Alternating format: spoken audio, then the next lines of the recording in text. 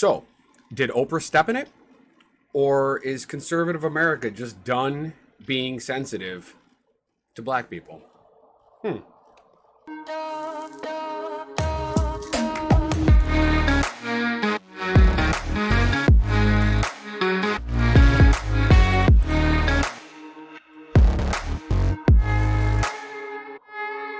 So, Oprah Winfrey has a television show on Apple TV that is called the Oprah Conversation. And in there, she has been talking about, a number of topics. I don't have Apple TV, so I don't watch it. I'm also, to be honest with you, full disclosure before we start this video, I am not an Oprah Winfrey fan. I never really have been. I like the memes of Oprah Winfrey, her I Love Bread stuff and all that kind of stuff. She has certainly been an entertainer and part of pop culture in the United States for decades now.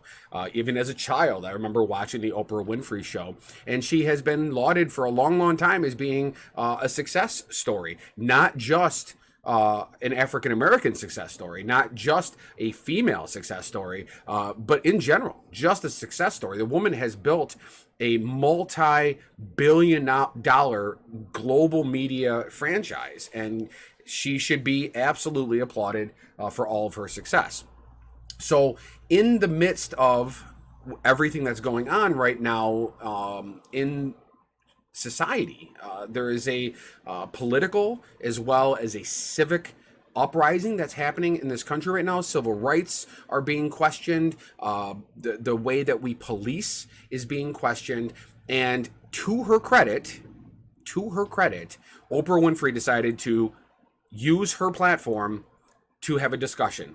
On a recent episode, Uncomfortable Conversations with a Black Man, Oprah Winfrey actually started beginning this. And then she had another episode that just premiered recently. And I don't seem to have the name of the most current episode. I'm trying to find it here. No, Uncomfortable Conversations with a Black Man Part 1 was the recent episode. She talked to Emmanuel Acho. I'm not an NFL guy. He's a linebacker in the NFL. I do not watch football anymore, so I don't know who this gentleman is. She had a discussion. She had some white guests on. Now, I'm not going to show the video here myself, but here's an episode, or this is the website The Blaze discussing it here. I'll link this down in the description below.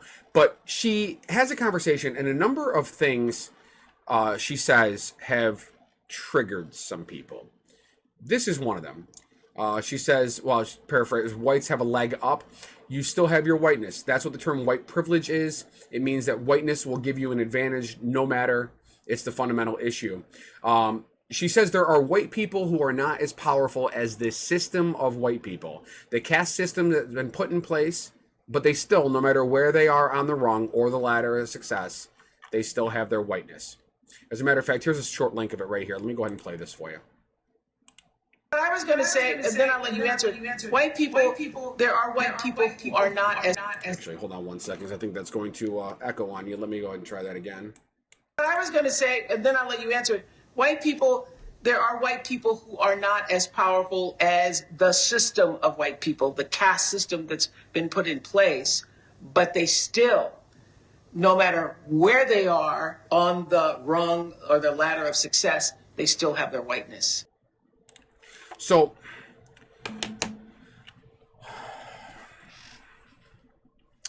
the internet is blowing up right now.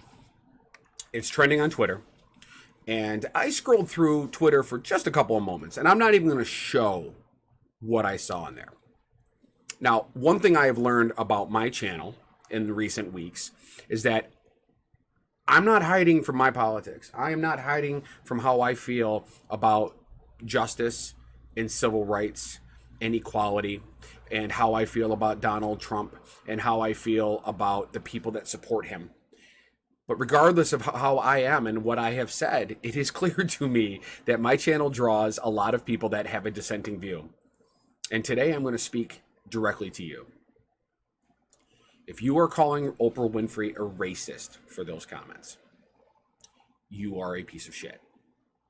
If you are claiming that because she's a billionaire, she does not have the right to say these things, I say you miss the point.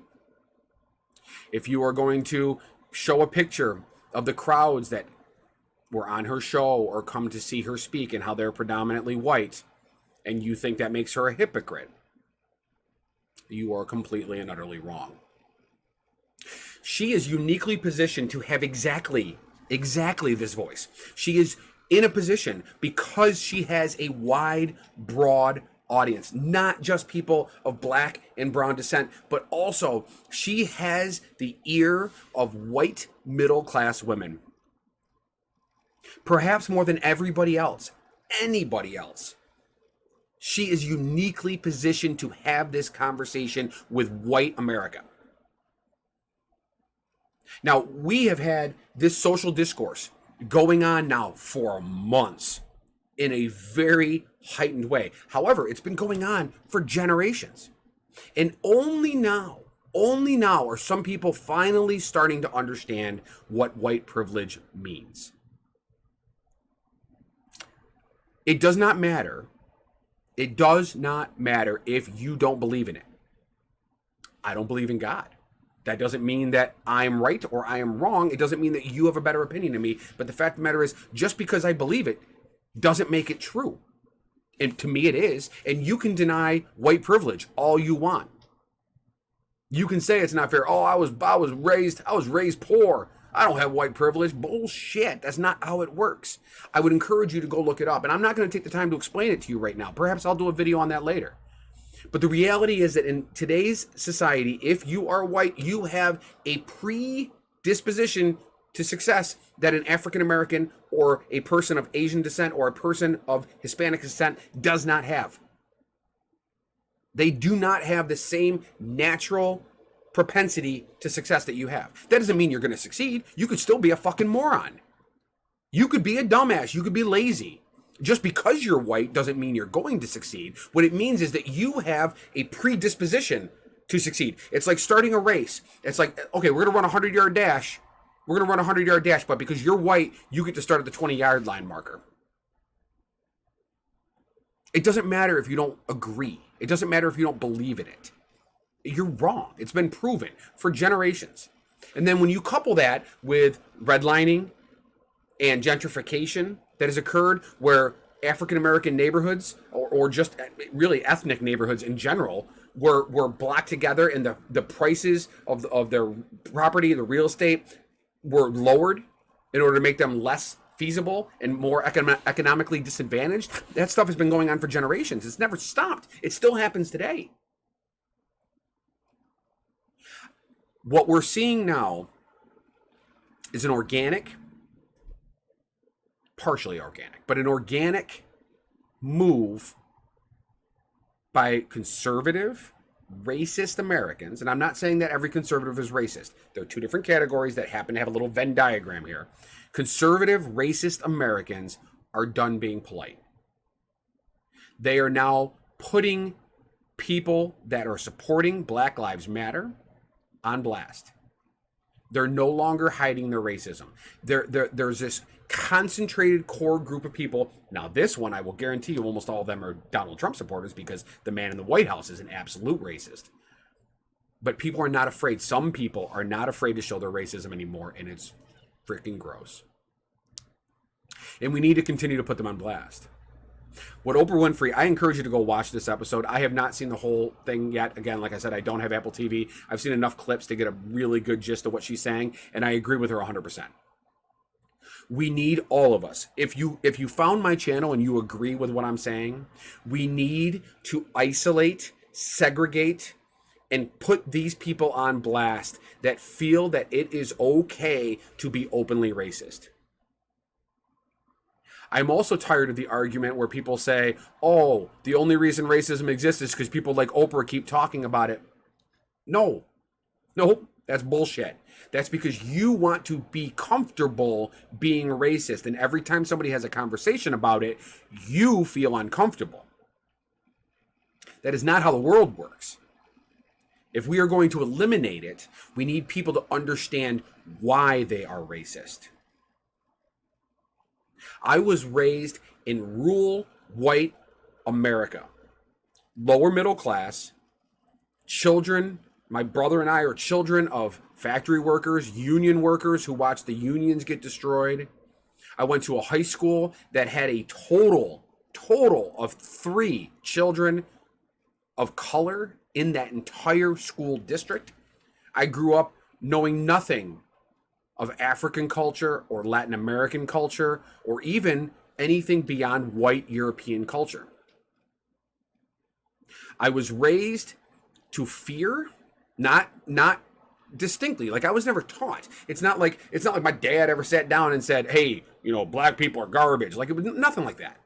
It was xenophobia, which is based on an unknown. It's based on not knowing information about that, so you are afraid of it. It's a tribalistic instinct that our human condition has. It's been evolved over billions of years, or not billions because we're not that old, hundreds of thousands of years, we'll say.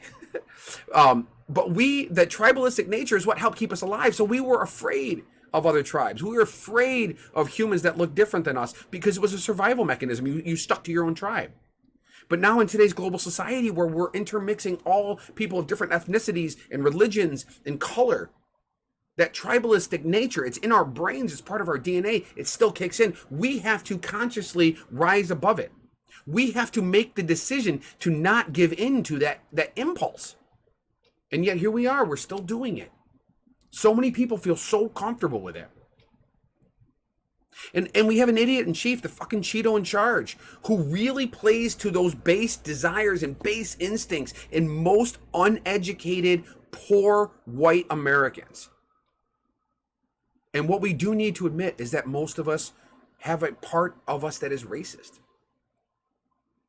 I grew up being afraid of people of black and brown skin because I didn't know any better.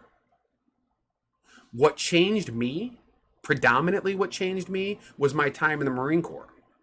I served 4 years active duty in the Marine Corps. I had people of all ethnicities all around me. I traveled all over the world. I saw cultures all over Southeast Asia. I lived in Southern California for a period of time where I really saw a lot of Mexican and Latin American people that had migrated to the United States. You have to get out and experience something. And the problem is that the majority of Americans today don't know anything outside of their own county. This civil unrest that we have in our country right now is a wake-up call. If you think that Oprah Winfrey is the problem today, or you think that Colin Kaepernick was the problem, you are a dinosaur. And there is going to be a reckoning soon. This one's not dying away. You can't placate this one away. You can't even legislate this one away. We have enough people that are pushing for this movement right now that it's going to succeed. It may get ugly before it does, and the fact that it's happening in the midst of a global pandemic is unfortunate, but that may have been the single most important catalyst of the time. All right, I've ranted enough for today. Thank you very much for watching today's episode of the Daily Octane. If you liked what you saw, smash that like button for me. I really appreciate it. It helps the channel. And for those of you that find me all the time that can't let go of your own racism and think that I'm the biggest idiot and pick on the fact that I'm bald or whatever else, or I say too much, go ahead and give me the thumbs down, man. It all helps. Subscribe to the channel if you didn't. I just crossed, actually, since my last video, I crossed 200 subscribers. Brand new channel. I'm just trying to build all this up. I really appreciate all of you that have subscribed. Thank you very much. I'm hoping to keep doing this every single day. By the way, there wasn't a video yesterday. There was. But it looked like I had some kind of a technical difficulty in the middle, so I took that video down. I didn't skip a day. I had to take it down. I will be back again tomorrow, though, with another episode of the Daily Octane. Thanks again for watching. Have a wonderful day, and we'll see you soon.